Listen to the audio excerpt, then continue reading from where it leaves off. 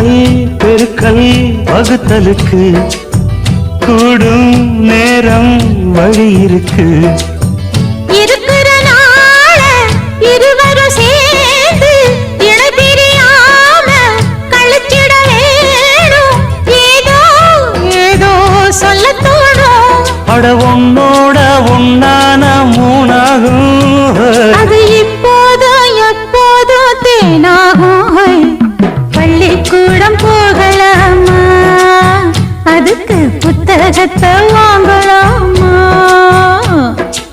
எல்லோருக்கும் நல்ல பாடம் சொல்லாமலே புரியும் பாடம்.